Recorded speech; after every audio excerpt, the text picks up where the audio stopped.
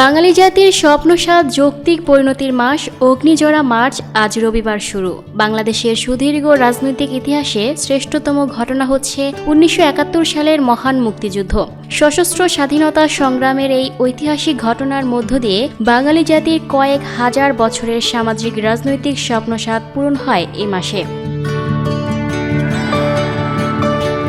১৯৭১ সালের এই মাসেই বাংলাদেশের স্বাধীনতার ঘোষণা করা হয়। এই মাসেই জাতি এবার পালন করবে মহান স্বাধীনতার ৫৫ বছর। এ উপলক্ষে মাসের প্রথম দিন থেকেই শুরু হবে সভা সমাবেশ এবং সাংস্কৃতিক অনুষ্ঠান।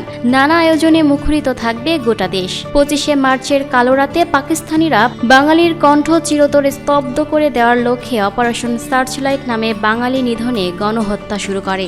ঢাকার রাস্তায় বেরিয়ে পাকিস্তানি সৈন্যরা নির্বিচারে হাজার হাজার লোককে হত্যা করে। ঢাকা বিশ্ববিদ্যালয় সহ বিভিন্ন শিক্ষা প্রতিষ্ঠানে হামলা চালিয়ে ছাত্র শিক্ষককে হত্যা করে। ১৯৪৭ সালে ভারত পাকিস্তান ভাগের পর থেকেই পশ্চিম পাকিস্তানের বঞ্চনার শিকার হয় পূর্ব পাকিস্তানের বাঙালিরা। এ প্রেক্ষাপটে ৫২র ভাষা আন্দোলন, যুক্তফ্রন্ট নির্বাচন, ৬২-এর শিক্ষা আন্দোলন, ৬৬-র ৬ দফা আন্দোলন ও ৬৯-এর গণঅভ্যুত্থান ছিল জাতিসত্তার স্বরূপ অন্বেষার এক একটি মাইলফলক।